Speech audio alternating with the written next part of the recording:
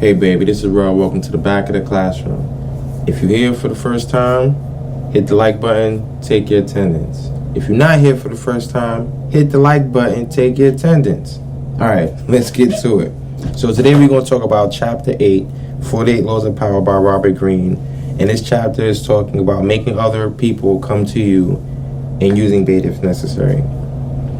So what I got from this chapter, which I think a lot of people to some degree use it, don't know that they're using it, and are practicing it unwillingly. So it's like going hunting. You lay out bait, you let the bait come to you, right? The idea is to draw people in, or animals, or whatever it is that you want. Draw it into you so you can reserve your energy. Play the game you know to play, right? If you're a hunter and you're not good at shooting moving targets, but you need something that is still, or it can be still for a certain amount of time, then you would put some bait and it would draw the animal to you so you can take your time, take your breath, and take the shot. But if you had to run, jump over rocks, dodge trees, and jump over branches and trees that fell on the ground, and then you're trying to breathe really hard and catch an animal, you're not going to shoot that well, right? Boxing. You was trained how to, certain combinations, certain moves, bob and weave. The way you was taught to box isn't the same way somebody else was taught to box. So if you let them dominate what happens inside that ring, you're not boxing the way you know how. You're reacting to what they're doing. You're not being proactive, you're reactive. So that's another way how that rule applies. If you play basketball, same scenario, right?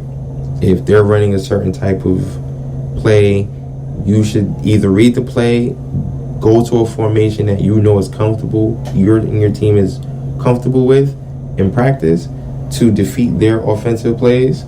Same thing with football.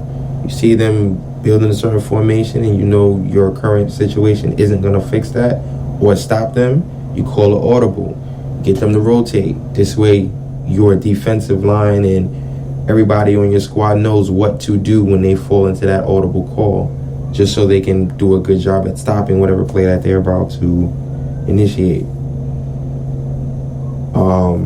And it's like that with a lot of things in life, especially, and it definitely talks about in war, how you want to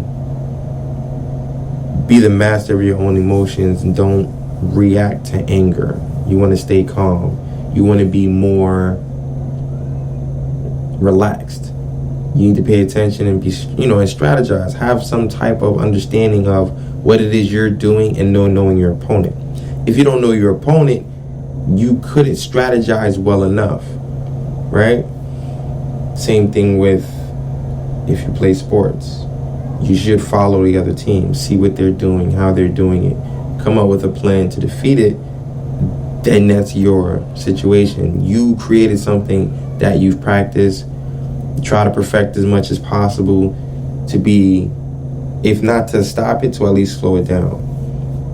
A lot of the book talks about war and how people play to other people's emotions and allow themselves to be victorious, which is something you can do in almost anything. You just really gotta think about it. What is it that you want? How you cannot overexert so much energy, how to not look,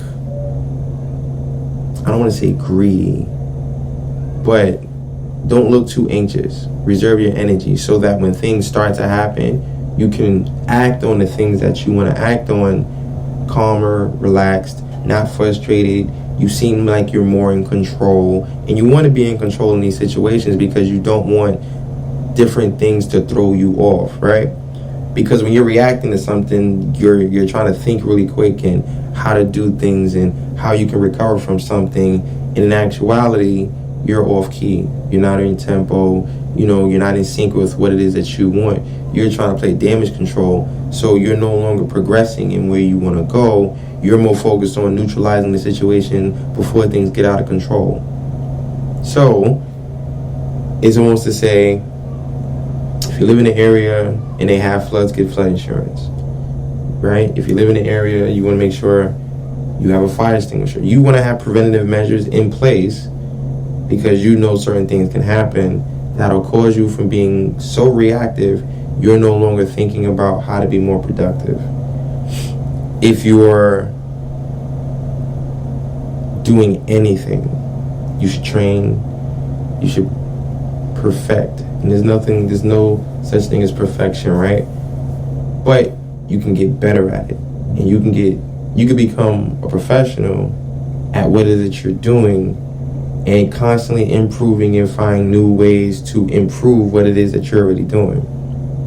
So if you're into sales and you're looking at your competition and you're like, oh, okay, I have to outdo these guys over here, you can do research, go to different places, see different strategies, see what they're doing, scope out the competition, and then find ways of beating them at not what it is you do, but something they don't do, right? If my phone has a weak faceplate and the glass is weak, the competition will be like, we'll just make a stronger glass. And it will advertise that. And before you know it, everybody's going to want to use our phones. You don't need a screen protector because our glass is more stronger. And then now you're like, oh, it's marketing, right? You find a way to outdo your competitors, but that requires you to know yourself, know what you have, know your competition, and then beat your competition. You're baiting them because now they're going to try to outdo you. But if you already gathered the resources, you're already in the lead. But you still have to be innovative. You still have to be creative. You still have to put in the work. You still have to do things to make yourself and elevate yourself, your business, your brand, who you are, what you want to do, how you want to do it. All of these things already has to be built in, right? So before making noise and before doing things that puts you in the limelight or in an opponent's realm, do yourself a favor and improve yourself. Improve yourself. Fix the things you need fixing. Have a certain level of measure you need to reach that makes you qualified to do those things. Before boxing, you had to train and get strong and get your endurance. There's certain things you have to qualify for before you can step into that ring. Same thing with basketball. You have to practice, work on drills, work on plays, get your stamina up, exercise, be physically fit, because before you can play those higher ranking teams, you have to beat the other ones. And although that might look like practice, your practice should be amongst yourself, and what you show the opposition is how to beat them. You don't really want to show them all of what you got, because then people start to watch. And what you'll learn, what you can do is you'll beat people not because of how great you are, but their deficiencies. And then that makes people want to figure you out. But if your game plan was always to look at a person and figure out their weakness and attack it, you can become better at just overcoming all types of obstacles in anything, because you'll find the holes in the ship and you'll fill it, and you'll come out looking like you're victorious, but you didn't build the ship. All you did was fill the holes. If that was a proper analogy, if you understand what I'm saying. Don't fall into the trap of getting emotional and then wanting to follow somebody else to react. Never do that, because it throws you off, it doesn't help the situation, and you end up losing. Now, on the flip side to it, there is an advantage of being attacking while quickly, aggressively, because you can throw people off balance and then they have no time to think, which can still be a form of baiting people, because if you do something to somebody and you're so quick and aggressive and they can't think, you cause them off balance. So now you're causing them to react. So they might not be doing something or coming to you, but they don't have the inability to react. So you put them in a situation that they weren't ready for, which is the end result of baiting them, right? So again, learn your audience, learn your opposition, Learn what it is that you want and how to enact this rule the way you want to. And it can work out in your favor. That's what I got from this chapter. It's a great book. I really do recommend people buy this book, 48 Laws of Power by Robert Greene. It's on Amazon. You can probably find it in the bookstore or wherever you are, like Barnes & Nobles or, certain bookstores. I hope you can still find it. The back of the classroom, I like what we're doing here, and I hope everybody else likes it. Leave your comments. Got your t-shirts, Summertime Dry Fit, Bike Life. If you like motorcycles, Rails Locker, I'll put the description below. If you made it this far on the podcast, I thank you. I appreciate you. I'll talk to you later.